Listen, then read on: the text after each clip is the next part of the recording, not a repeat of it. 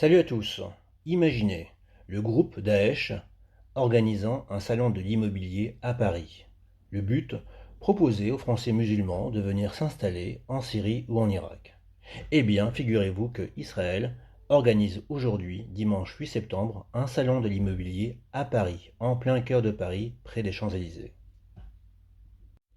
Le but, proposer aux Français juifs, notamment âgés de moins de 50 ans, de venir s'installer en Israël et même de bénéficier de crédits avantageux. Intéressé par faire le grand saut qui changera votre vie? Nous allons vous accompagner main dans la main durant toutes les étapes et même après votre arrivée en Israël.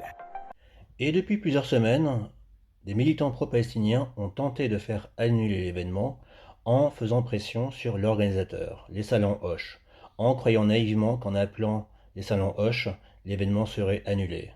Or, il suffit de se renseigner sur le salon Hoche et sur son histoire pour comprendre que c'est un lieu d'organisation de groupes israéliens, de groupes juifs depuis beaucoup d'années.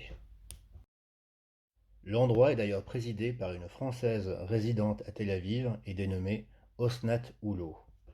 La particularité de l'endroit, eh bien figurez-vous qu'un certain Emmanuel Macron avait été invité là-bas sur place en 2016 avec Brigitte Macron à l'invitation de la Fondation France-Israël. Et il suffit encore une fois de se renseigner sur les salons Hoche pour comprendre que c'est un lieu très très prisé par beaucoup de groupes israéliens ou sionistes tels le CRIF. Il faut aussi souligner un point étrange. L'immeuble abritant les salons Hoche, donc qui se trouve au 9 avenue Hoche à Paris, est le même immeuble qui abritait l'agence de mannequins Karine Models, fondée et présidée par Jean-Luc Brunel, un pédocriminel qui fut l'allié de l'agent israélien Jeffrey Epstein. Autrement dit, il semblerait que ce bâtiment-là, cet immeuble-là, au 9 avenue Hoche, est un lieu très très très important pour la communauté sioniste.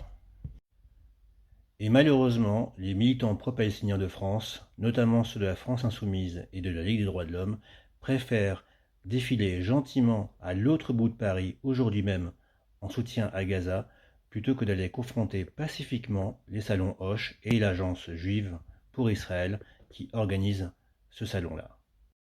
Je vous laisse méditer sur cette impuissance typique de la mouvance pro-palestinienne de France. À bientôt. Ciao.